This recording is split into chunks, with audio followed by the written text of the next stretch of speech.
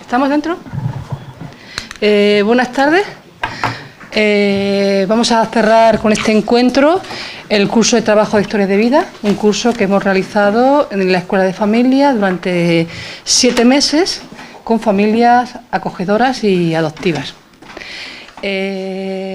Con este curso intentamos acceder y llevar a las familias formación que les facilite el trabajo y la comunicación con sus hijos e hijas. Damos también la bienvenida a todas las personas que están en esta sala y que participan directamente, y a aquellas personas que no han podido asistir les animamos a que nos sigan a través de las redes sociales con el hashtag EncuentroTVH, que es THV, Trabajo de Historia de Vida.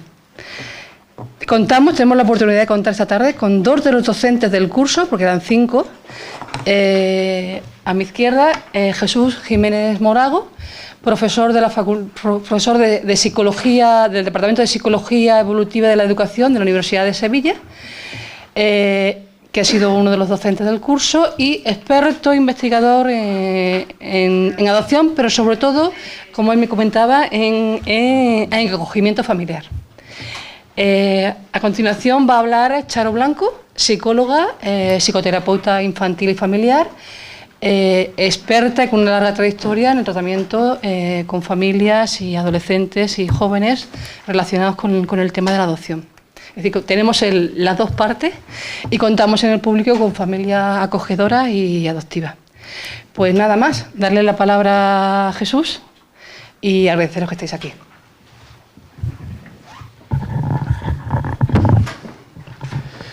Bueno, hola, ¿qué tal? Buenas tardes. Encantado de estar aquí. Yo me veo últimamente en los YouTube, en los canales, yo me veo, digo, si siempre vengo a decir lo mismo, no quiero ser muy pesado, ¿no? Ha sido un gustazo, la verdad, el colaborar con el curso. Muchísima gente, muchísimas intervenciones, la verdad es que documentos muy interesantes, los vídeos que vimos también. La verdad es que en ese aspecto el curso ha resultado muy bien, muy bien. Tenemos unos minutos simplemente para exponer algunas ideas. Yo no me conocéis a lo mejor personalmente, pero soy bastante caótico y entonces tengo que hacerme una lista de cosas que quiero comentar, de mensajes que quiero dar en relación con lo que se vio en el curso y también algunos mensajes de carácter general sobre el tema de trabajo de historia de vida. La primera cuestión es que en el curso, se hablaba de adopción, pero también se hablaba de acogimiento familiar. Se hablaba de búsqueda de los orígenes, de trabajo de historia de vida, veíamos instrumentos, libros de vida, tal, y me gustaría simplemente comentar que cuando hacemos trabajo de historia de vida, los fundamentos del trabajo de historia de vida, las técnicas que se emplean, se pueden emplear lo mismo, o prácticamente igual, tanto se basa a trabajar con niños adoptados como se basa a trabajar con niños acogidos. Pero en el caso del acogimiento y la adopción, el trabajo concreto, particular, los fines, el trabajo que se hace, al final se concreta de manera distinta. Y una de las razones fundamentales es que la adopción y el acogimiento familiar son medidas de protección con una naturaleza muy distinta. Muy distinta en la filiación, para empezar. Muy distinta en el sentimiento de pertenencia. Muy distinta por los contactos y las relaciones que puedan existir entre la familia de origen del niño y la familia y el menor, ¿no? Es decir, hay una serie de elementos que son fundamentales, pero es muy importante, una diferencia fundamental en trabajo de historia de vida, para mi entender, que es la temporalidad. La temporalidad. El acogimiento en familiar puede ser temporal, puede ser permanente, pero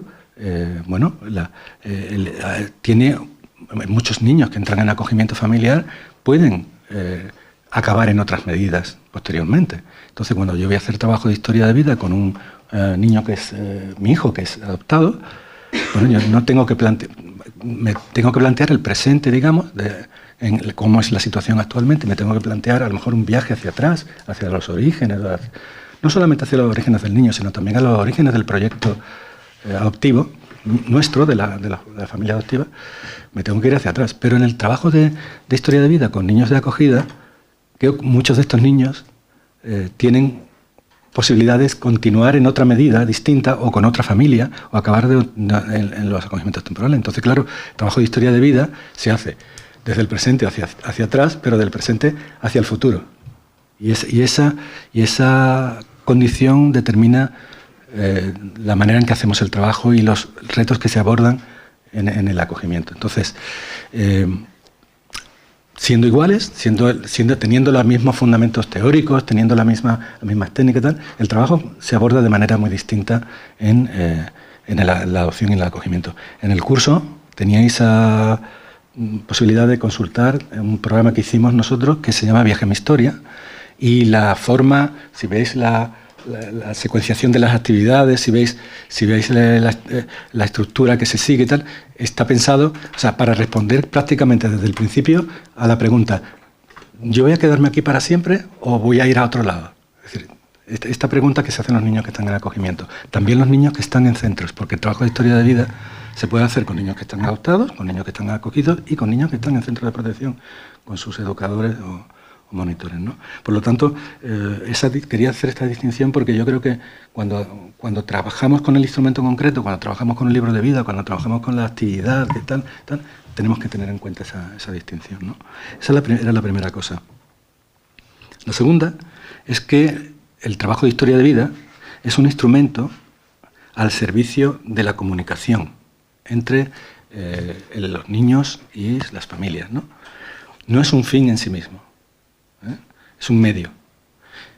Lo que pretende es, digamos, dar respuesta, es una estrategia más o menos sistemática para dar respuesta a las preguntas que se hacen los niños acerca de sus orígenes, sus dudas, y tenemos que tratar de que esa respuesta sea lo más ajustada a las preguntas y a las dudas que tengan los niños. Intentar todo lo posible, no adelantarnos demasiado, ni tampoco quedarnos atrás, ¿vale? Por lo tanto, digamos que es un instrumento para facilitar la comunicación, para poner a los niños en situación de poder hablar o de poder comunicar y todo. Y es un instrumento que le vale lo mismo a los niños como a las familias acogedoras o a las familias adoptivas. Te ponen en una situación que tienes que, digamos, tener que hablar o tener que... Entonces tiene esa parte. Entonces, lo digo porque a veces pensamos tanto en que tengo que rellenar el libro de esta manera o de aquella. Nos quedamos ¿cómo hacemos el libro? Nos quedamos un poco en la parte instrumental, cuando lo más importante no es la parte instrumental, lo más importante es el sentido que le damos a las cosas, ¿no? Cómo actuamos con la herramienta, con el trabajo de historia de vida. Otra cosa que quería comentar, que ha salido, por cierto, en el curso, recuerdo que en la unidad que yo llevaba, pues había varias preguntas sobre esto, ¿no? El ritmo del trabajo con los niños lo marcan los niños. Pero claro, ¿cómo sabemos cuáles son las necesidades de los niños, ¿no? Yo diría que hay dos tipos el ritmo. Cuando hablamos de ritmo, hablamos de dos cosas. Por un lado, el ritmo evolutivo. Por una parte, cómo evolucionan los niños la comprensión de ser adoptados o de su condición de adoptados, las preguntas que se hacen sobre su familia de origen. También en los niños acogidos, ¿no? También cómo van comprendiendo, van entendiendo esto cuando hay un clima abierto de comunicación, obviamente, ¿no? Y luego está un ritmo individual. No hay dos niños iguales. Hay niños que tú les planteas una actividad o les enseñas una foto y empiezan a hablar y parece que no pueden parar. Y otros niños que les cuesta mucho, necesitan más tiempo, necesitan más. Y como es un proceso que tú no puedes forzar, ¿no? No puedes obligar a los niños a hacer actividades, no tiene sentido, ¿no? Si ellos no... Yo creo que el punto de partida es que para empezar a ver lo que pasa en el pasado, en el trabajo de historia de vida, lo principal es que los niños se sientan confianza, tengan seguridad en el vínculo que tienen con la familia. Porque si tú insistes mucho en hacer actividades para ver cómo era tu familia de origen, cómo era tal, hasta cierto punto sitúa a los niños como un mensaje como de rechazo, ¿no? ¿Por qué tengo yo necesito vincularme a ti? No me hables ahora de esto. Cuando me sienta más seguro contigo, entonces me das la mano y vamos a donde tengamos que ir. pero ahora que no me siento todavía con fuerza, ¿no? Ahí, ese ritmo para mí es muy importante, ¿no? Y por otra parte, verás, no hay prisa. No sé cómo explicar esto. No hay prisa. El proceso de la construcción de la identidad adoptiva o de acogimiento es un proceso que dura toda la vida. Queremos agotar, ¿no? Como es al chiquillo y nos ponemos allí, venga, vamos a hacer esto. Y parece que quisiéramos hacerlo, empezar y terminar en un momento, cuando eso no se acaba nunca, ¿no? Las respuestas a las preguntas que puedan tener un niño de 5 o 6 años es de un nivel de profundidad, de tal. Luego cuando tiene 15, pues es otro nivel, y cuando llega con un adolescente tal, y cuando se casa tiene otras preguntas, y cuando... Es un proceso que dura toda la vida. Tenemos que no sentirnos, ¿no?, angustiados de tener que hacer esto, no hacerlo, y que se nos va el tiempo. No, tranquilos. Vamos al ritmo de los niños, vamos a intentar responder a sus necesidades, ajustándonos todo lo que podamos. Es un trabajo muy difícil, ¿eh? Es un trabajo muy difícil. Hacerlo es muy difícil. Otra cosa que yo creo que dije también en mis intervenciones en la que es que los datos, porque mucha gente dice, uy, que no tengo información, o me falta, yo qué sé, no sé, la historia, no tengo información para hacer trabajo de historia de vida, completar el libro de vida o hacer alguna actividad, que no tengo información. Bueno, desde luego los datos son muy importantes, porque es la materia con la que hacemos un poco, construimos la historia, pero no son lo más importante. No son lo más importante. Lo más importante son los sentimientos, las actitudes. Lo más importante son las razones de por qué están los niños en esta situación. Y eso es lo que necesitan ellos. Y necesitan sentir que nosotros les damos seguridad en eso. No en seguridad en saber si la familia está en este punto, vive allí, o en los datos concretos. Algunos niños necesitarán eso, pero no todos, ¿eh? Entonces lo que tú tienes que transmitir es que si no tienes información, tú tienes que transmitir aceptación, tienes que transmitir seguridad, tienes que transmitir confianza, tienes que transmitir en la actitud de cada día, no en el trabajo concreto que hagas con los niños, sino en el día a día, en las cosas, confianza, seguridad, ¿vale? Y bueno, si tú no tienes información, pues preguntarle a los niños, o sea, decirle a los niños que podemos emprender una búsqueda juntos, podemos ir a buscar información, podemos tratar de rellenar esos huecos desde la confianza, ¿no? Si tú tienes esa actitud confiada, abierta, bueno, eso sustituye un poco esos datos. A veces rellenamos muchos datos y no tenemos esa actitud. Y los libros de vida o las actividades que se hacen desde el dato y no desde la actitud y la seguridad y la confianza y los vínculos, bueno, están un poco, ¿no? Necesitan un enfoque distinto, ¿no? Bueno, otra cosa que he visto también en el curso y que aparece muchas veces en muchos sitios, ¿no?, que es que comunicar sobre la adopción, hablar sobre la adopción, sobre los orígenes, sobre las razones y tal, por poco menos que implica necesariamente en los niños adoptados, en los niños acogidos distintos, pero en los adoptados, una búsqueda externa.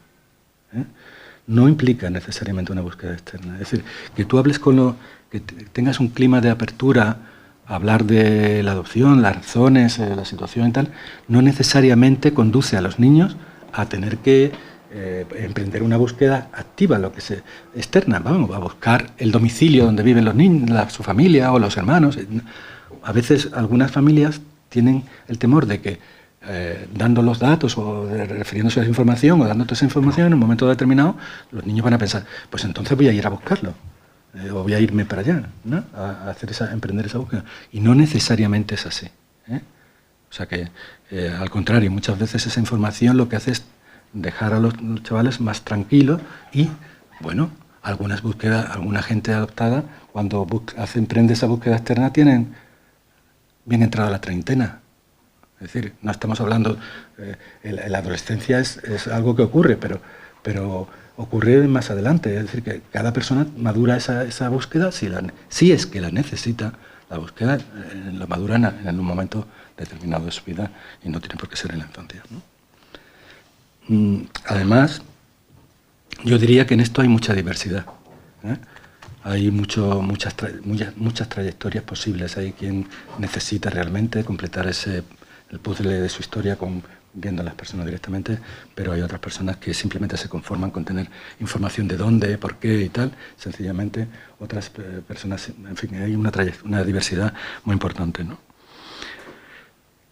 El trabajo de historia de vida, hacer trabajo de historia de vida, pues requiere formación, ¿eh? Yo creo que requiere formación, como la que hemos estado haciendo en el curso, y yo diría que una formación incluso con un poco más de profundidad, que a veces no es suficiente con el recurso de online, ¿no? Un trabajo un poco más personal, ¿no? Requiere un poco de formación y tiene una implicación personal. Una implicación personal porque cuando hacemos trabajo de historia de vida, el viaje hacia los orígenes lo haces tú también. Lo haces, me refiero a los adultos, lo hacemos también. Lo hacemos también en viaje hacia el origen de tu proyecto adoptivo, ¿no? Cuando tú miras hacia atrás, en los orígenes familiares del niño y tal, tú también tienes que preguntarte por qué decidiste tú adoptar o por qué decidiste acoger y cómo fue que ese proceso, ese origen también, ahí hay un origen en donde se gestó todo esto, ¿no? Y también un viaje hacia la aceptación y hacia el respeto, hacia las historias de las familias de origen de los niños, por supuesto, ¿no? Por lo tanto, ahí hay una implicación personal que también conviene tener en cuenta. Y desde luego, lo hemos estado comentando aquí hoy durante la comida en algún momento, no debería hacerse sin apoyo, ¿eh? O sea, se puede hacer trabajo de historia de vida, se puede hacer bien, se puede afrontar, pero mejor hacerlo con apoyo, si es posible, con un equipo profesional, con orientadores, gente que te pueda ayudar a resolver las dudas que te van a surgir. Porque los chavales tienen que hacer preguntas, pero esas preguntas te acaban llegando a ti, ¿eh? Te acaban llegando a ti, a ti también te surgen dudas y te surgen tal. Y bueno, tener apoyo en ese momento, pues oye, bien estupendo. ¿Qué ocurre? Pues que no tenemos los recursos a veces, los recursos que necesitamos, los recursos profesionales, que necesitaríamos para poder afrontar este proceso con más ayuda, más garantías, ¿no? Por lo tanto, yo creo que termino con un par de cuestiones sobre retos pendientes y necesidad pendientes, ¿no? Por un lado, creo que necesitamos ampliar la red de profesionales, la red profesional, la red de familias que cada vez las veo cada vez más empoderadas, más fuertes, ¿no? Me encanta eso, me parece muy bien, este es el camino. Entonces, pero también necesitamos una red de profesionales efectiva, es decir, que sea no una red que está ahí, sino que funcione, que sea operativa, que tenga capacidad. Necesitamos un poco desarrollar eso más, ¿no? Hay profesionales que están formados y cada vez más sensibilizados y la verdad es que hemos cambiado mucho. Decía Groucho Marx, el cómico, hace mucho tiempo, hemos nacido de la nada y estamos en la más alta cumbre de nuestra miseria. Es decir, no diría de miseria, pero hay muchas cosas que podemos mejorar, ¿eh? Muchas más. Y la verdad es que es un gustazo ver cómo ha cambiado este tema en los últimos años. Así que por un lado, esa red de profesionales. Y por otro lado, yo creo que es necesario seguir con la implantación del trabajo de historia de vida, seguir incidiendo en esto, en la necesidad de seguir haciéndolo, hacerlo mejor, no hacerlo, que hacerlo lo estamos haciendo todos con lo mejor que podemos, pero hacerlo mejor, es decir, hacer ese trabajo con más capacitación, con más apoyo, con más, ¿vale? Y porque hacerlo, ya lo decía yo, hacerlo es muy delicado, es hacer un pespunte muy fino, siempre hay que estar dando un pespunte súper fino, ¿no?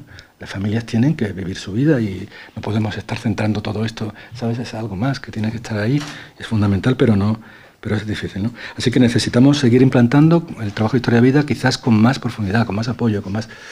Y algo que me compete a mí en particular por ser, universitario, y es que necesitamos investigación. Necesitamos investigación en trabajo de historia de vida, ¿eh? Porque Primera razón es que no hay muy pocos estudios de investigación sobre los efectos primero, sobre cómo se lleva a cabo realmente. Es decir, no tenemos una descripción real de qué es lo que hacen. Entonces, imagínate, tú haces un trabajo con familias, formas a una familia, están trabajando, y las familias se ponen a hacerlo, pero ¿cómo lo hacen? ¿Lo hacen todos igual? Unos de una manera, otros de otra. ¿Dónde se pone esto? ¿Cómo es? ¿Cómo se está haciendo? Esto es una pregunta importante, porque creemos que decimos, sí, vamos a hacer trabajo esto, pero uno lo hacen de una manera, uno utiliza el libro, otros no lo utilizan, otros hacen esto, otros. O sea, ¿cómo es esto? ¿Cómo se aborda esto? ¿No? Esa es una pregunta. Y la otra pregunta es efectivo realmente? ¿Hasta qué punto? ¿Cuáles serían los efectos que obtenemos por ejemplo, en el funcionamiento familiar y las relaciones familiares? ¿Mejoran? ¿En qué aspectos mejoran? ¿Y los niños? Los niños desarrollan una identidad más positiva, la autoestima mejora, sus relaciones sociales con otros niños. ¿Realmente tenemos eso? Bueno, os digo, hay muy poca investigación. En España, desde luego, ninguna. Y en otros países la que hay es escasa también y muy poco concluyente. Muy poco concluyente, es decir, que no hay estudios que puedan decir, oye, pues sí, esto está comprobado y tal, ¿sabes? Ahí necesitamos mejorar también. Y si hacemos esto, si respondemos un poco a esta parte, probablemente podamos solucionar o podamos dar respuesta a otros de los retos pendientes en el trabajo de historia de la vida. Pues nada, muchísimas gracias por estar aquí y espero que ahora sí tenemos oportunidad de hablar, pues nada, comentamos lo que queráis sobre este tema. Bueno, me toca, ¿no? Sí. Bueno, pues estoy encantada de estar aquí.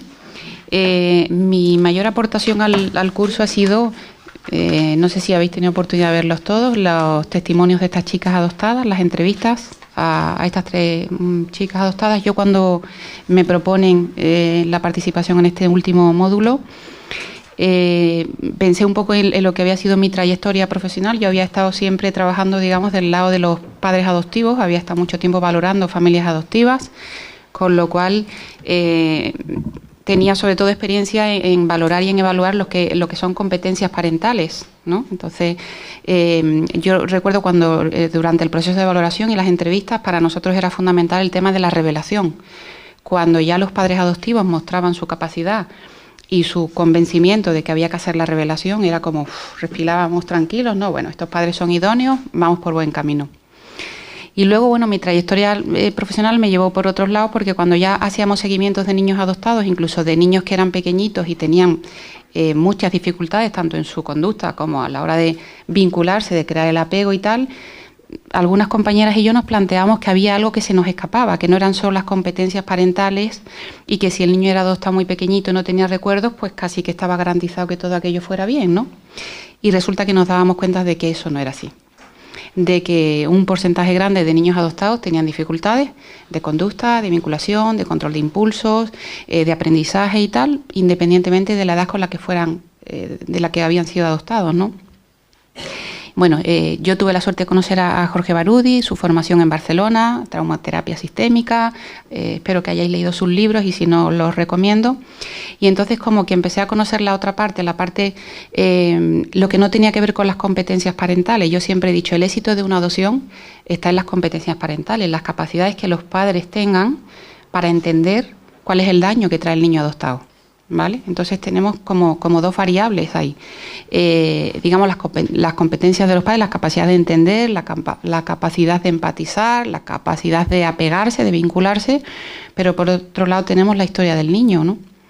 Entonces me pareció interesante el empezar a trabajar con niños y con adolescentes adoptados. Es lo que vengo haciendo estos últimos años. Por eso cuando Fina me propone participar en este curso, me pareció interesante elegir de entre las personas con las que yo trabajaba o había trabajado el testimonio de estas 3 chicas. Ellas fueron adoptadas a diferentes edades, 2 de ellas fueron pequeñitas, no tenían recuerdos, en la India y en China, y la otra chica adoptada en Rusia ya pues con 6 años y medio. Entonces, bueno, no sé si todos habéis visto las entrevistas, pero traigo hoy aquí algunos puntos con el tiempo que me han dado, algunas conclusiones que me parecen interesantes. ¿Qué es lo que concluyo yo de mi parte de valoradora y de evaluadora de competencias parentales? Pues que cuando los padres tienen la capacidad de hacer la revelación, ahí es el inicio de la historia de vida. Es el inicio para el niño adoptado, el inicio de un trayecto que tiene que recorrer, sí o sí, ¿vale? Porque es cuando él es consciente de que hay algo diferente en él, de que es adoptado. Estas chicas decían, yo siempre me he sentido diferente, no solo por mis rasgos étnicos, sino a la hora de relacionarme, a la hora de comportarme, a la hora de sentir dentro de mi familia lo que ellos me contaban sobre mi adopción, sobre mi historia previa, sobre mi familia biológica, el sentimiento ese de ser diferentes, ¿no? Y luego una de ellas apuntaba una cosa que me parecía muy interesante, que era la compasión. Es decir, en muchas ocasiones, cuando me preguntaban, ¿y tu nombre? ¿Y tú eres rubia y tal? ¿Y te llamas Katy y tal? ¿No eres de aquí? No, soy adoptada. Dice, y a veces lo verbalizaban y otras veces no, pero era, qué pena, ¿no? Como lo siento, ¿no? Eres adoptada, algo ha debido pasarte, ¿no? Porque a todos los niños adoptados les ha pasado algo para llegar a ser adoptados. Entonces quiero decir con esto, cuando los padres adoptivos hacen la revelación y le explican a sus hijos, dependiendo de la edad y dependiendo del ritmo, como dice Jesús, estoy totalmente de acuerdo con él, ¿no? Ahí empieza el camino del acompañamiento. Entonces, el punto de partida de los padres adoptivos es aceptar plenamente que estos niños van a tener un imaginario en su cabeza, unos deseos, una fantasía, unos sentimientos, unas emociones que a veces van a compartir y a veces no. ¿Vale? Estas niñas decían, estas chicas, no son niñas ya, tienen 20 años. Yo en muchas ocasiones me he sentido diferente, me he sentido rara, he dudado de si ellos eran mis padres realmente, de si me entendían o no, pero yo no he sido capaz de hablarlo todo con ellos. Una decía, yo a mi madre casi que no me atrevía a decirle, mamá, siento que no pertenezco a esta familia, no sé cuál es mi historia, no sé si tú me elegiste, me gustaría que tú me dijeras que me elegiste, pero creo que eso no es así, ¿no? Con lo cual, para cada uno de nosotros como adultos que necesitamos construir nuestra historia y saber de dónde venimos y conocemos a nuestros tíos y a nuestros abuelos y a nuestros padres, y ¿no? Todo eso para los niños adoptados es algo necesario, solo que en su historia hay una parte triste, que hay una separación. Yo nunca me gusta llamarle abandono, ¿no? Pero hay una separación y eso es ineludible. Y me encuentro muchas veces con padres adoptivos que intentan como dulcificar esta parte de la adopción, ¿no? La del abandono, la de la separación, la de los padres que tenían incompetencias parentales y que por eso estos niños tuvieron que salir de esa familia y por eso son adoptados. Y a veces me encuentro que esa compasión está en los mismos padres adoptivos y eso es un error, Las fantasías de los niños adoptados van más allá de decir qué pasó conmigo, dónde me adoptaron o tal. Ellos se necesitan construir su historia y quieren creer que esos padres, sus padres biológicos, les querían, pero no pudieron hacerse cargo de ellos. Porque para ellos el creer que estos padres no les querían o que fueron maltratadores o que les abandonaron o que no les importa y no se acuerdan de si están bien, de si viven o no, de si cuándo es su cumpleaños y tal, eso a ellos les hace daño, les hace mucho daño el pensar que su historia pueda ser esa, ¿no? Con lo cual yo cuando trabajo con adolescentes adoptados me doy cuenta de la necesidad que tienen ellos de conocer su historia y de que esta historia tenga un final feliz, ¿vale? No les serviría cualquier final. Pues mira, tu padre era un tipo terrible y cometió crímenes y tu madre se dedicó a la prostitución y tal. Eso es lo que ellos temen. Por eso en uno de los testimonios, una de las entrevistas, una chica con una madurez y una sensatez decía, yo tengo miedo de preguntar, siempre he tenido miedo de preguntar, por miedo a las respuestas, ¿vale? Entonces, por un lado, a veces los niños adoptados, los chavales, los adolescentes tienen miedo de preguntar, por miedo a las respuestas. Y para los padres adoptivos eso es mucho más cómodo, porque nosotros hemos hecho la revelación, ellos ya saben que son adoptados, se lo contamos desde muy pequeñitos, lo saben, en casa se habla con toda naturalidad, las fotos están ahí, están los álbumes y tal, es como que algo con toda la naturalidad que va, y te das cuenta de que de lo esencial no se ha hablado. El niño no ha dicho, oye, tengo miedo de que mi madre fuera mala persona, de que me tratara mal o de que mi padre hubiera abusado de mí, tengo miedo de que esa sea mi realidad y de que eso forme parte de mi historia de vida, y por eso no pregunto. Y los padres, muchos de ellos, con la mejor intención del mundo, preguntan con toda la confianza, pero la verdad que es un tema que no les interesa mucho. Entonces yo siempre que trabajo con padres adoptivos les digo, el hecho de que no pregunten no es un buen síntoma. Y el hecho de que eviten hablar de este tema no es un buen síntoma. Y de que no quieran ver fotos y no quieran ver vídeos nunca es un buen síntoma. ¿Vale? Con lo cual pasa más por la concienciación y por la mentalización de los padres adoptivos de que el niño necesita construir su historia. Le podemos llamar historia de vida, le podemos llamar el acompañamiento, podemos llamarle como quiera, pero no podemos dudar nunca de que ellos necesitan construir su historia. Y a veces tienen miedo de cómo fue el origen y de cómo fue el final y de por qué se produjo esa separación. El tema de la compasión. Yo veo en muchos adolescentes que no les gusta sentir compasión de los demás, pero ellos sienten que son dignos de compasión, porque la historia, lo que les ha pasado a ellos es una historia triste, y se comparan con sus amigos y se comparan con sus compañeros de clase y con sus primos, y a ellos no les ha pasado lo que les pasó a ellos. ¿Vale? Entonces ellos muchas veces dicen, yo cuando alguien me ha preguntado, mi primo, mi amigo, bueno, ¿y adoptado? ¿Y qué significa ser adoptado? Yo siempre evito hablar de eso. ¿Por qué? La mayoría de los casos me responden, porque es algo triste. Entonces nadie quiere hablar de las cosas tristes. Nos pasamos en la vida evitando hablar de las cosas que nos han hecho daño, ¿no? Por eso es tan importante que los padres adoptivos sean los que tomen la iniciativa en la elaboración de la historia de vida. Nunca pueden ser los niños, nunca. El venir a terapia a estos niños les duele, ¿vale? Hay que ganarse su confianza, hay que demostrarles que nosotros estamos ahí para ayudarles, que estamos disponibles, que entendemos el daño suyo y que vamos a ser receptores de información que no comparten con sus padres adoptivos, ¿vale? Por eso tenemos que crear un entorno seguro para estos niños, porque a veces la propia familia adoptiva no es el lugar seguro por el conflicto de lealtad. Si yo hablo demasiado de que tengo recuerdos o de que siento deseos de saber qué pasó conmigo, probablemente mi madre o mi padre se sientan mal, ¿no? Entonces hay veces que el niño evita ese tema por miedo a dañar a sus padres adoptivos. Y una cosa que me parece que tienen en común el acogimiento, que él lo ha mencionado Jesús, y la adopción es la pregunta de ¿esto es para siempre? ¿Yo me voy a quedar aquí para siempre? Eso que parece que está en el imaginario solo de los niños que están en acogida, porque saben que es una medida provisional en muchos casos.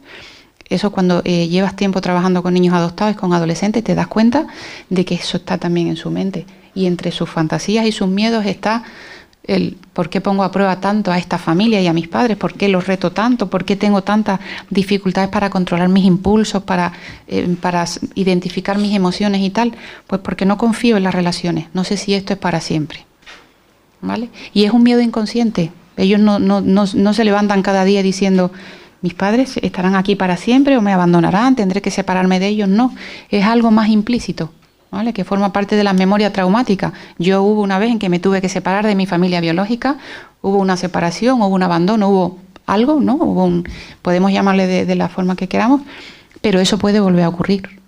Con mis padres adoptivos esto puede volver a ocurrir. Ayer me decía una niña con 10 años, bueno, yo no tengo miedo a algunas cosas y tal, pero a veces me sudan las manos. Empezamos por el sudor de mano. Bueno, ¿y cuándo te sudan las manos? Sobre todo cuando mi madre tarda en llegar del trabajo. Una niña adoptada con 5 años. ¿Y por qué relacionas el que te suden las manos con tal? Porque tengo miedo de que le pase algo, porque si a ella le pasa algo vuelvo a quedarme sin familia. Esta niña lo expresa divinamente, me lo puso muy fácil, ¿no?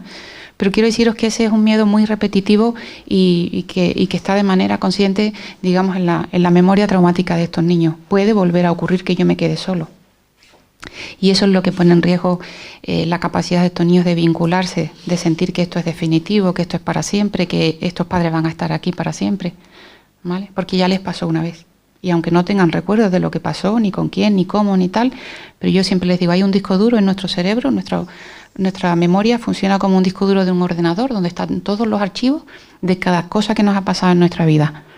Entonces unos los abres y te acuerdas de ellos. Ah, sí, es verdad, me acuerdo cuando estuve en la comunión, cuando estuve en la playa.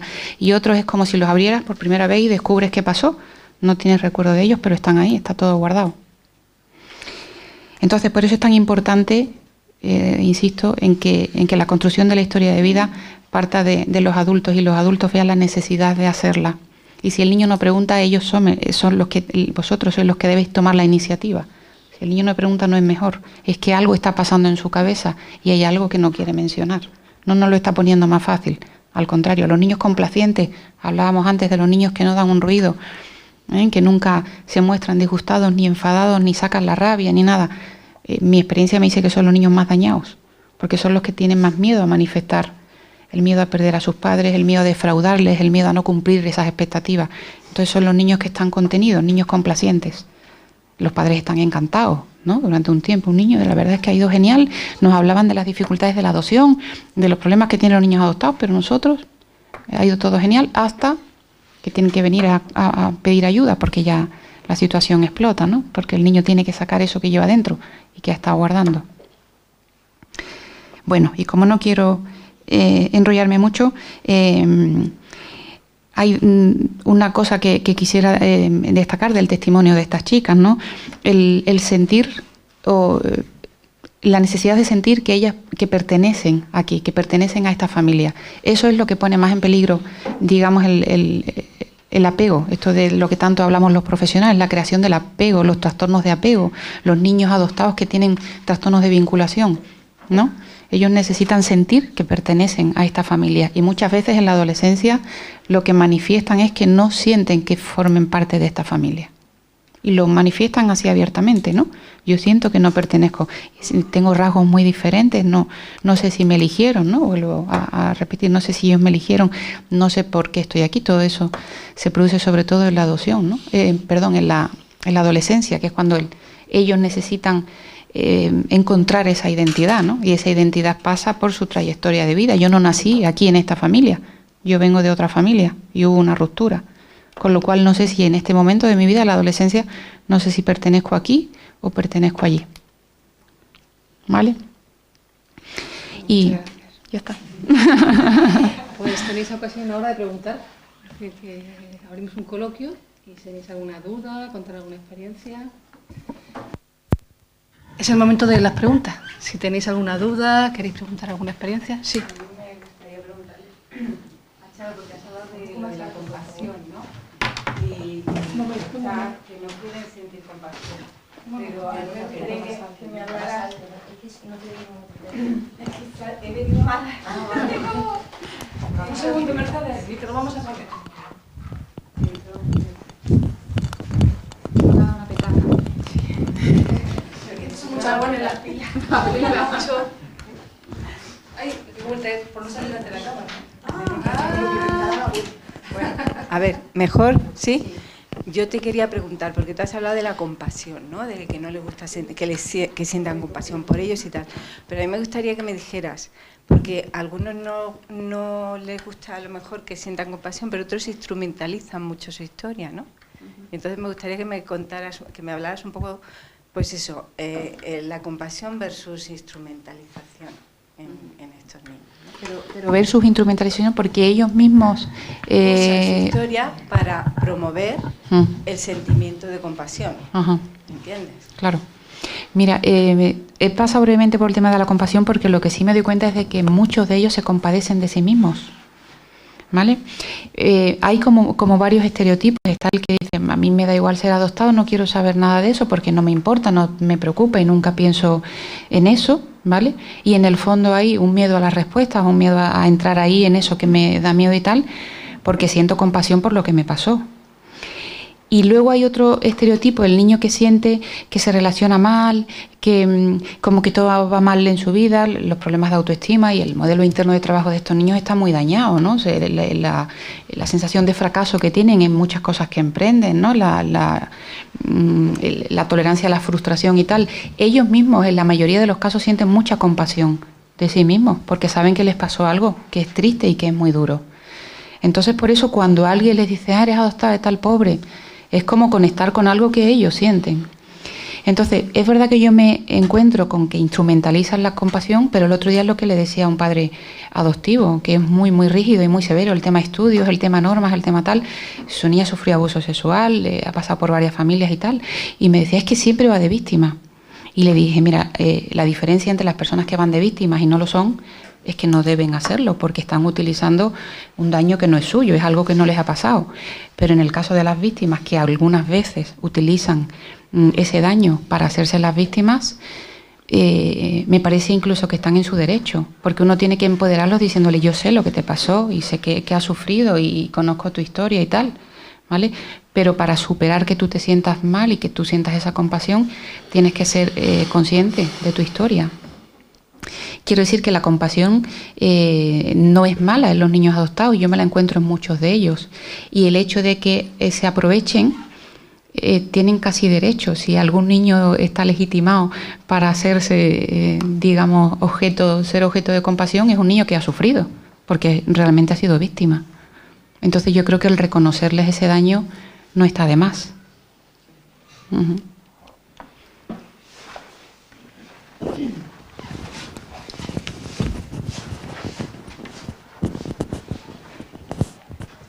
Hola, buenas. Yo te voy a trasladar una pregunta que me está dando un poco que pensar, porque has comentado antes, ¿no?, el miedo que tienen en la adolescencia, sobre todo, a esa respuesta.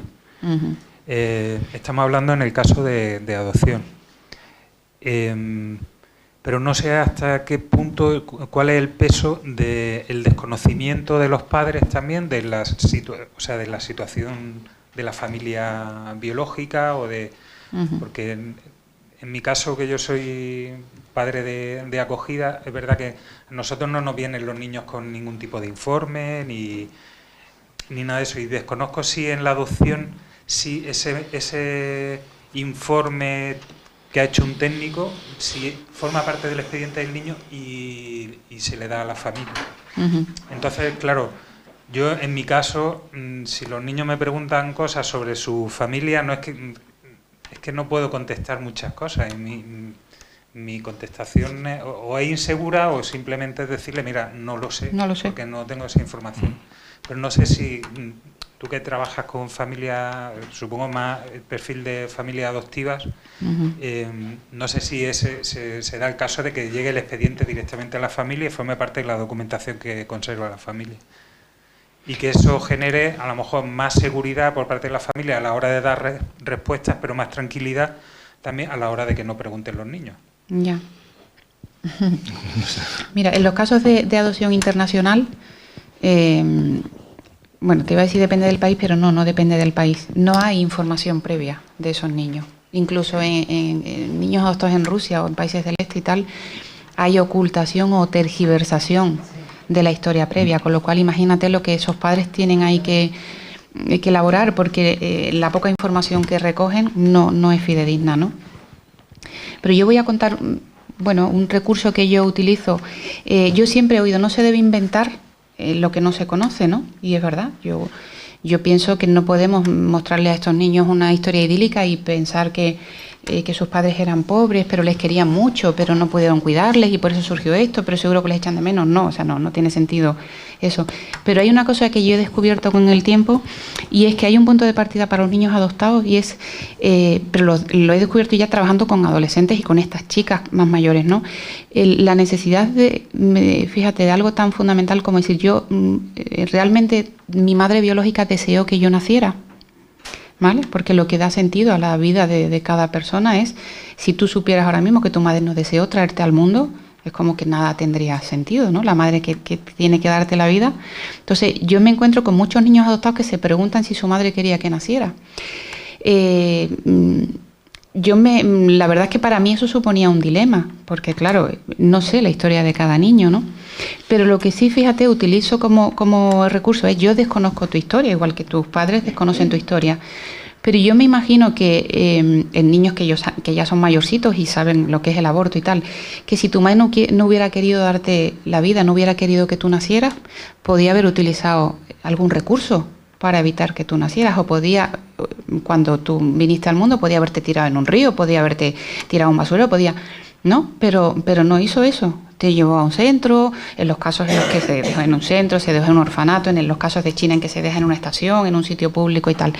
Con lo cual yo quiero pensar que tu madre quería que tú vinieras al mundo. Luego ya no sé si fue porque no tenía habilidades, porque no tenía dinero, porque estaba enferma y tal.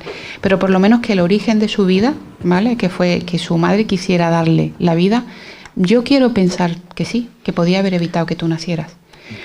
Quiero decir que con esto yo les doy como como un punto de esperanza, de decir, bueno, luego no sé lo que pasó, igual no, yo pasé hambre, igual viví solo, igual me encontraron tal, pero bueno, puede ser verdad que mi madre podía haber abortado y no lo hizo, ¿no? Siguió su embarazo y siguió adelante. Muchas veces el decirle a un niño, no lo sé, no sé qué pasó, y no hipotetizar con ellos, les da pie a que elaboren historias como mucho más complicadas. Y además hay un tema que es el de la disociación, niños que han vivido situaciones muy traumáticas que mezclan la realidad con la fantasía.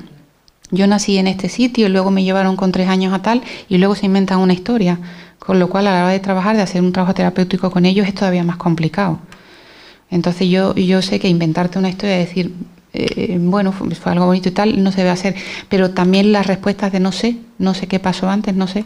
Podemos imaginarnos esto, sabemos esto y a partir de aquí. Pero sí que he descubierto que para ellos es un recurso importante el hipotetizar con la posibilidad de que su madre quiso al menos que ellos nacieran. Déjame que diga un par de cosas. La primera es que algunos niños en los que no hay mucha información o apenas información, todo lo más a lo mejor el dónde fueron recogidos o si estuvieron en tal sitio, tal. Algunos, hay historias de niños a adopción internacional, por ejemplo, y tal, que tenían, por ejemplo, un lazo de un color o un objeto en el sitio donde estaban. Y esto lo han guardado como algo indicativo de lo que tú estabas diciendo, de que la persona que los dejó, su madre y tal, pues quería darle una continuidad positiva a esa historia, ¿no? Luego, cuando no, lo que estaba diciendo ahora Charo, ¿no? Cuando no tenemos información, decir no sé nada no es suficiente, ¿vale? Hay que explorar el imaginario del niño, las fantasías, ¿vale? E intentar que él o ella te cuente qué tiene en la cabeza, cómo sería esa familia. ¿Cómo no sería? ¿En qué se parece esa familia a la que tiene ahora? ¿Por qué cree que aquello? Es decir, explorar un poco, no dejar que... Verás, ahí tengo algunas cosas que comentar, pero bueno, no dejar que genere una fantasía que no le permita adaptarse positivamente a la situación familiar, ¿vale? Entonces, es complicado, pero bueno, hay que explorar un poco eso. ¿Cómo sería? Hazme un dibujo de cómo crees tú que sería. Es decir, utilizar los recursos para que el niño exprese esa realidad. Y tú intentar, pues, acompañarle, situarle, contextualizar todo eso. Tú tienes que darle la impresión de que tú estás a su lado. De que haya que ir a donde haya que ir, tú vas a estar a su lado. Y si no hay nada y tú quieres saber, yo voy a estar contigo buscando. Es decir, esa certeza, aunque no haya otras certezas, esa certeza es fundamental. Esa es la que ayuda a los niños a saber que están pisando un terreno más sólido, más fuerte. Porque claro, si yo no sé nada sobre esta familia, no sientes que de pronto te has quedado sin nada. Son todo pérdidas. No podemos, esto es un balance, ¿no? Tenemos pérdidas y no tenemos ganancias, no tenemos. La adopción supone aceptar una serie de pérdidas, pero también tienes que aceptar unas cosas positivas que te están dando, algunas ganancias, ¿no? Que tienes que tener en cuenta también, ¿no? Bueno, eso es lo que quería decir. Hola, buenas. ¿Qué? Yo he participado en el curso. Me ha parecido todo muy interesante y necesario lo que ya sabíamos que era la necesidad de competencia en la familia y muy instructivo por parte tanto de los profesionales como de las familias que han participado en primera persona e incluso de aquellos testimonios de adoptados adultos que han hecho su propia búsqueda de orígenes desde su seguridad y de su empoderamiento.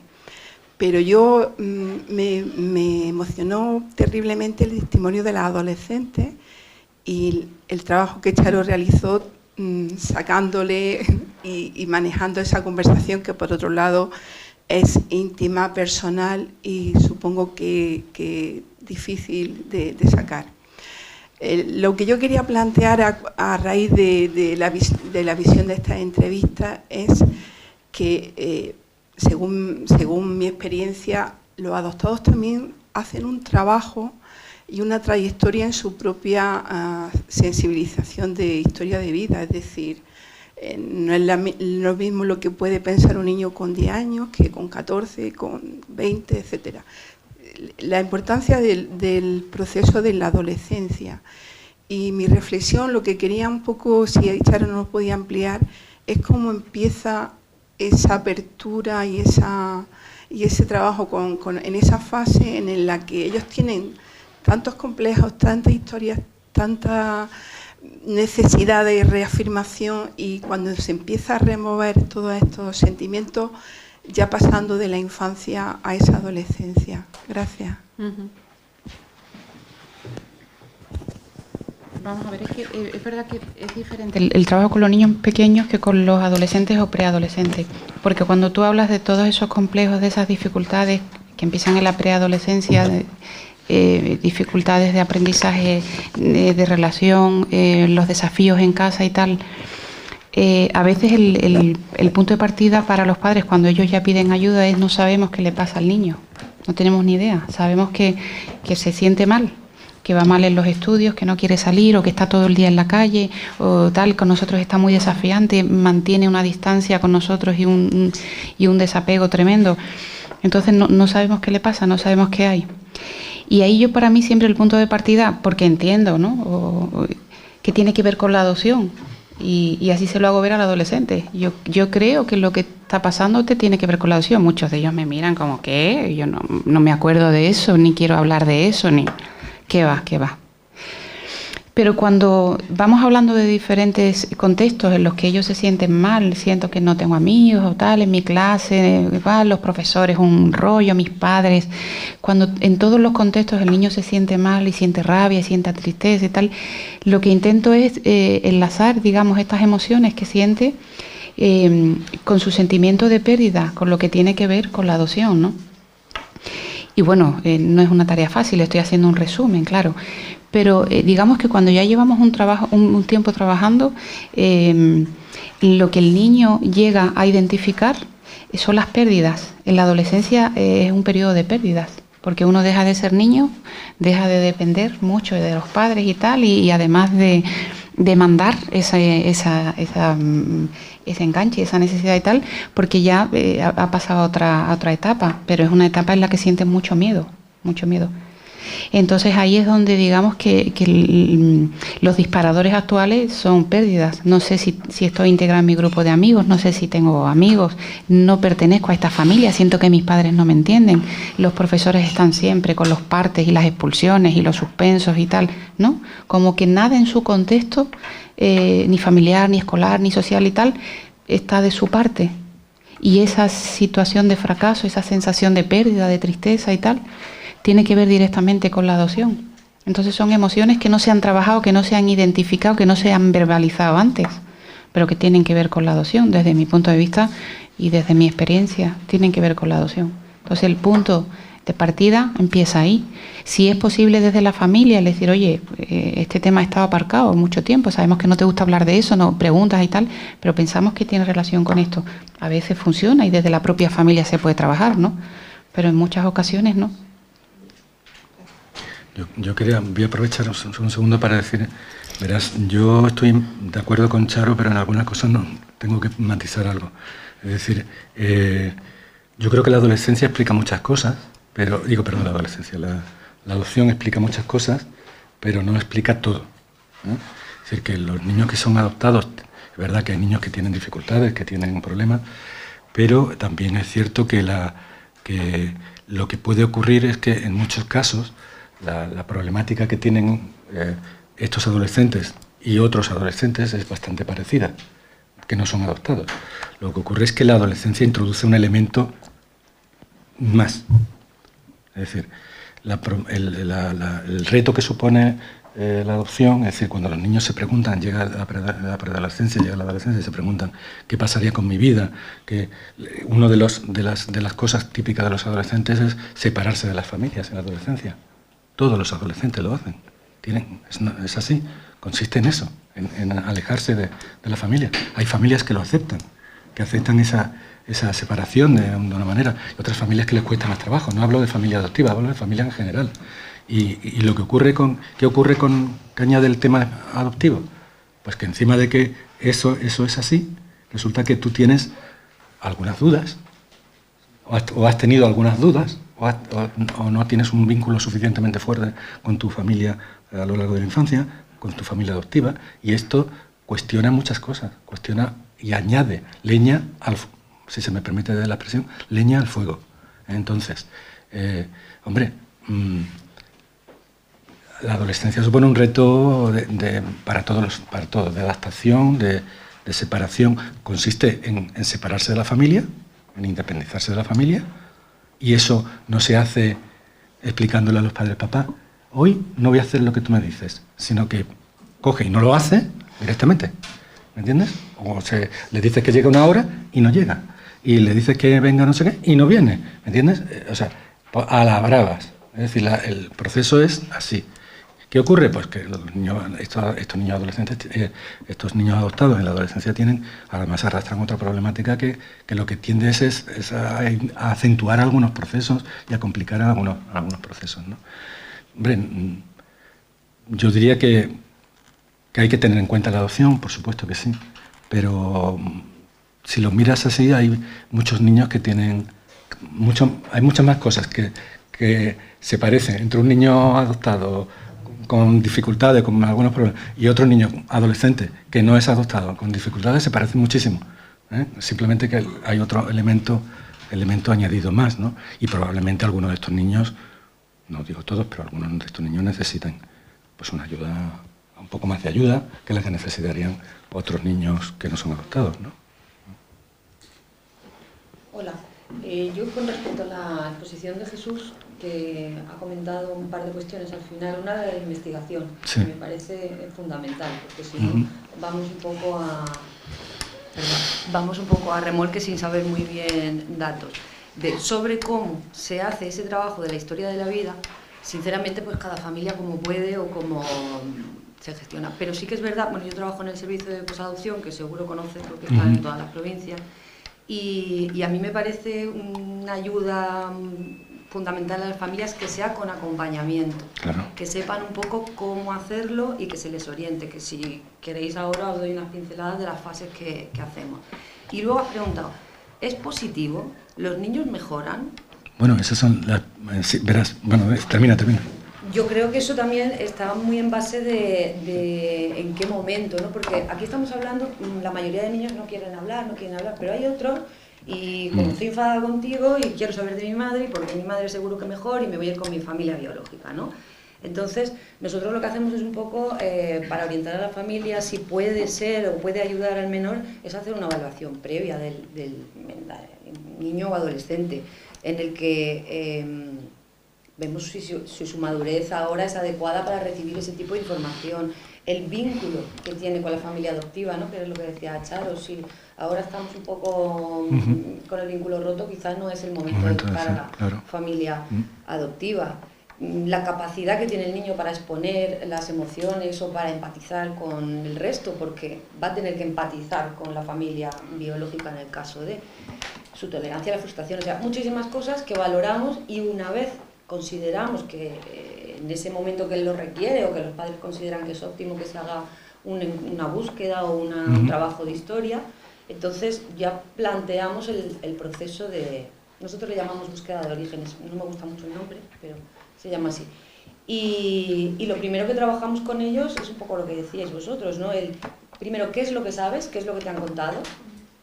¿Qué es lo que imaginas? ¿Cómo has rellenado esos huecos? Porque se rellenan, porque es necesario. Y luego elaborar con él qué pasaría si eso no fuera así. Entonces yo lo que quiero transmitir es un poco que tenemos que tener un trabajo previo antes de contarle la información real que tengamos en el expediente, que ya parece que tiene una edad y tiene que saber, es un poco elaborar eso para saber cómo transmitírselo, ¿no? Completamente de acuerdo, vamos. No puedo estar más de acuerdo con lo que has dicho. Yo creo que hay un trabajo, primero, entiendo que hablas de la búsqueda, digamos, el trabajo de mediación en la búsqueda de los orígenes, ¿no? Exacto, se llama búsqueda de orígenes, pero muchas veces nos quedamos en esa primera fase, porque ya el niño tiene suficiente. Sí, claro. Sí. Es que pensamos que iniciar ese proceso de búsqueda va a conducir necesariamente a un contacto personal y cara a cara con la persona o con la pantalla, y en la mayoría de los casos no conduce a eso. Simplemente es como si tú necesitas saber, conocer qué pasó, qué por qué, tal. Si esas preguntas, esos huecos se rellenan con información factual o con información que todo se puede obtener a través de la mediación, pues oye, a muchos de estas personas es suficiente para quedarse tranquilos, porque claro, estás dándole vuelta todo el rato a si esto, si lo otro. Si te dicen, pues mira, vive en tal sitio, está así, está bien, está mal, y tú eso es lo que necesitas para que todo encaje, pues ya está, ahí te quedas. Lo que pasa es que hay gente que es cierto que alguna gente, no todo, yo diría la minoría, que completan ese proceso hasta un punto en el que necesitan un contacto. Y claro, eso hay que prepararlo antes. ¿Qué expectativas tienes tú sobre lo que tú estabas diciendo? Un trabajo previo, un trabajo durante y un trabajo después.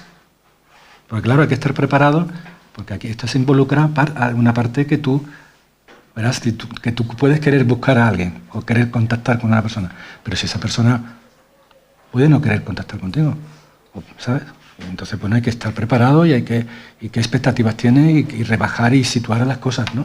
Y el momento es muy importante, el momento en que se hace, el apoyo familiar y tal es fundamental, el apoyo profesional, ni te digo, y la cosa, por supuesto, que no es un proceso complejo, claro, estoy totalmente de acuerdo contigo, vamos. Sí.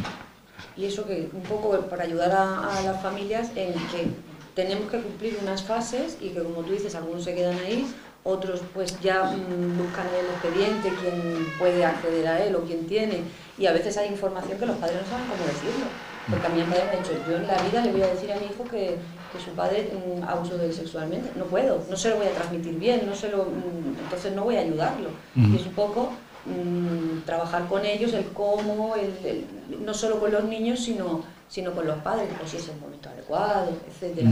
Y luego cuando se inicia el contacto, muchas veces el contacto, como dices tú, somos un poco mediadores, pero un contacto de cartas o de preguntas o de tal, y valorando siempre que luego la familia biológica, como tú decías, esté en condiciones de tener contacto con ese niño, porque hay veces que la familia sigue igual o peor desestructurada, y hay que hacerle saber al niño o al adolescente que no puede ser. Eso es muy complicado. Sí, que lo es. Yo quería hacerte una observación pequeña. No se va a escuchar. La petaca. Ahora en caliente se la voy a hacer.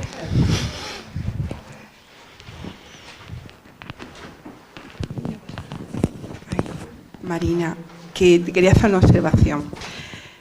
Yo creo que hay que distinguir entre lo que es la historia de vida y la búsqueda de orígenes, que yo creo que todo el mundo, los que estamos aquí lo tenemos claro, pero cómo se debe de realizar y quién es una cuestión importante que se diferencia. Es decir, yo puedo brindar a mis hijos ayuda en su historia de vida. ¿Cómo? ¿De qué manera? ¿Cuándo? Pues eso se decide en familia, ¿no? Lógicamente yo opino que la búsqueda de origen es algo que debe partir del adoptado, de una decisión personal, y que la familia solamente puede acompañar. Solamente quería hacer esa precisión desde mi punto de vista, que creo que es muy importante. Ya.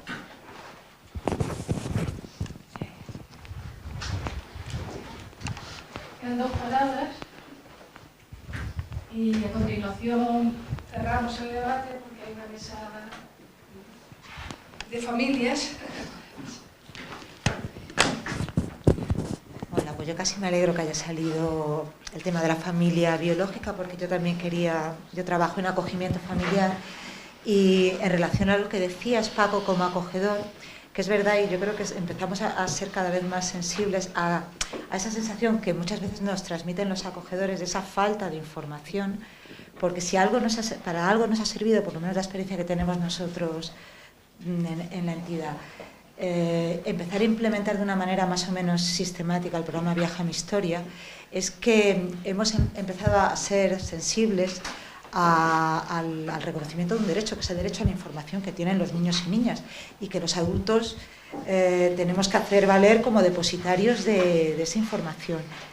Y si en la adopción es algo que está ahí y que hay que no sé si lo voy a expresar bien, salir a buscar en el acogimiento es que te sale al encuentro, porque está ahí, y más aún porque además en la mayoría de los acogimientos hay visitas familiares, la familia está ahí, está presente, lo cual, y es una opinión por mi experiencia, pero casi personal, lo hace más complejo pero más fácil, es en ese sentido, porque realmente al niño no hay que llevarlo a buscar su realidad, la realidad se la traemos con mayor o peor fortuna y con mejores o peores recursos también, quizás eso daría pie a otro debate, a esa relación cotidiana, entre comillas, con su familia biológica, con lo cual el niño también es parte activa, aunque a distancia, de toda la dinámica de su familia durante el acogimiento, y tenemos accesible la información de su historia familiar, más o menos, para podérsela ir trayendo conforme la necesitemos. Pero sí es cierto que ahí, yo cada vez te doy la razón, ¿no? Cada vez soy más sensible a que quizás por velar los derechos, porque ahí también entra en confrontación el derecho a la intimidad de la familia biológica y tal, al final, a los que somos los depositarios de esa información, a lo mejor no les damos todas las herramientas, y cuando surge o cuando los niños demandan, tenemos nosotros mismos que empezar de alguna manera a trompicones que ponernos las pilas para poder trasladársela, ¿no? En fin, quería un poco por...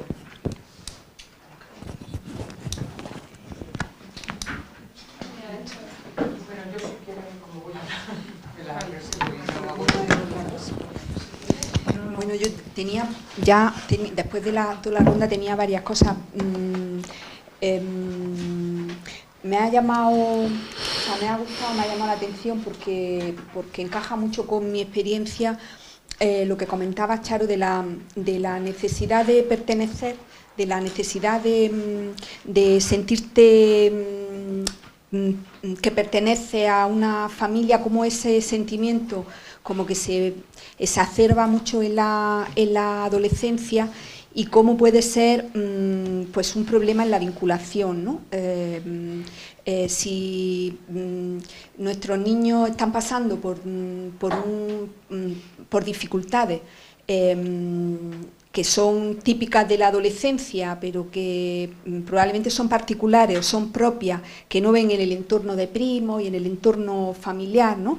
Porque les cuesta trabajo los estudios, hay problemas de fracaso escolar o problemas en la relación con sus iguales porque los tienen.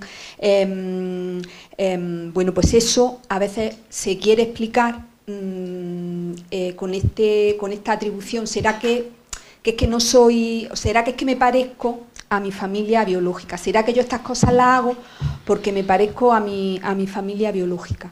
Y claro, nos encontramos, todas estas cosas las vamos aprendiendo a trompicones, más mal que bien, ¿no? Pero bueno, yo, por ejemplo, pues he aprendido que mis hijos necesitaban reafirmarse, que se necesitaban reafirmar en figuras de pertenencia. Claro, eso es muy difícil para nosotros, porque reafirmar unas figuras familiares y unos modelos familiares que claramente nos generan rechazo, porque son historias conocidas, historias o modelos, pues claramente que no son ejemplos, pues eso cuesta trabajo, cómo hacerlo, ¿no? Decir, o sea, ¿qué puedo reforzar? Y ahora mismo tengo claro que ellos necesitan encontrar figuras en su entorno biológico que les sirvan de modelo, y aquí está cómo buscar en estos comportamientos y en estos personajes cosas que pueda reforzar y que ellos valoran, y eso es muy complicado y lo aprendemos tarde, ¿no? Como tantas cosas, ¿no? Otra cosa que quería insistir es la necesidad de investigar. Me da la sensación, no tengo la completa certeza de que cada uno de nosotros, de nosotras, de los expertos con los que nos rodeamos, pues hablamos en función de lo que conocemos y en función de lo que vemos, y que falta investigación, y que faltan certezas, y que falta evidencia, ¿no? Y las opiniones son muy distintas en función de la situación en la que nos pongamos, incluso nosotros mismos. Cuando estamos viviendo una situación más crítica tenemos una opinión, y cuando estamos viviendo una situación más dulce tenemos otra, y aconsejamos cosas diferentes, ¿no? Entonces, No puede ser, o sea, en otros ámbitos de la vida hay consensos de expertos, hay evidencia y hay protocolos de práctica basadas en la evidencia y en estos temas pues no lo hay, ¿no? Entonces, bueno, yo creo que eso es una necesidad. Y luego, bueno, pues también dar mi opinión sobre el tema de la falta de información, ¿no? Yo cuando muchas veces oigo a familias de acogida hablar de este tema, no tenemos información sobre nuestro hijo y tal, cosas que han salido en el curso y que han salido mucho en el foro, ¿no? Y la diferencia entre, o sea, las familias adoptivas tenemos información, tenemos acceso a los expedientes de nuestros niños y tenemos esa información.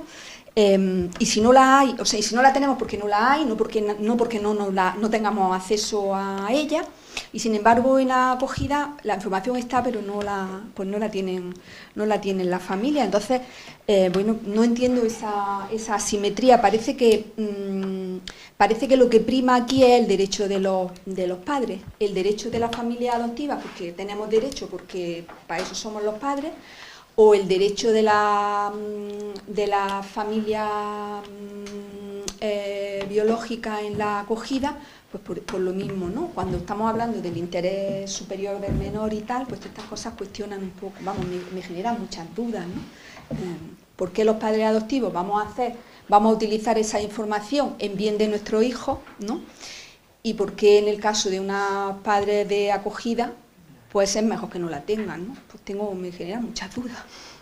Bueno, yo ahí simplemente decir que en el tema del acogimiento familiar, bueno, ¿qué ocurre? Pues que hay un cierto temor a que la información sobre la familia de origen y tal pueda llegar de la familia de acogida pueda llegar a la familia biológica también, a través del contacto que tiene con la visita entonces hay una cierta prevención con relación a eso. Yo creo que no tiene, la verdad es que no creo que tenga fundamento, pero algunas, o sea, desde el punto de vista de lo que estamos aquí hablando, ¿no? Pero bueno, seguramente vosotros lo podéis explicar mejor que yo, pero ahí hay una cierta prevención en el sentido de que si el niño tiene un contacto, imagínate que tú tienes un niño acogido de 11 años y tiene visitas con su familia biológica. Bueno, el niño, por ejemplo, podría decirle dónde vive. Y los padres del niño podrían ir a reclamar o podrían... ¿Me explico? Entonces hay siempre una cierta prevención de es decir, no comunicar o no dar esa información, no haya conocimiento. Entonces ahí eso complica bastante las cosas. Con lo que ha dicho Karima también, que hay un elemento que hay que tener en cuenta. Los niños que están en acogimiento, si tienen visitas y contacto con sus familias, tienen a sus familias allí. Es decir, no tienen que inventársela o no tienen que fantasear con eso. O a veces es una relación mucho más directa, mucho más personal, que hace más complejo en muchos sentidos el trabajo de historia de vida con los niños de acogida.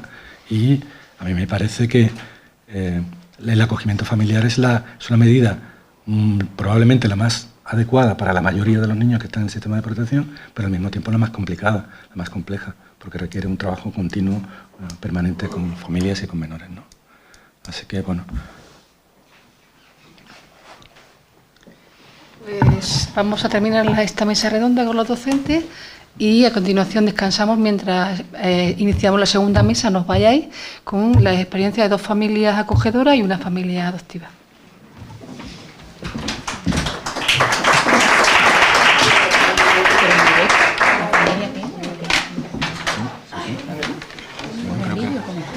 ¿Qué? ¿Pero esas experiencias cómo las conocéis? ¿En vídeo o van a contar ellas? Vale. Por eso por lo que... Vale. Que no sabía si estaban grabadas en vídeo o qué. Vamos a ver. Vamos a tener que dejarle el sitio. ¿Sí? ¿Nos quitamos? Sí, corta, sí. Sentaros por ahí. ¿Dónde quedamos? Muy bien. No, me lo dije, digo, Muy bien.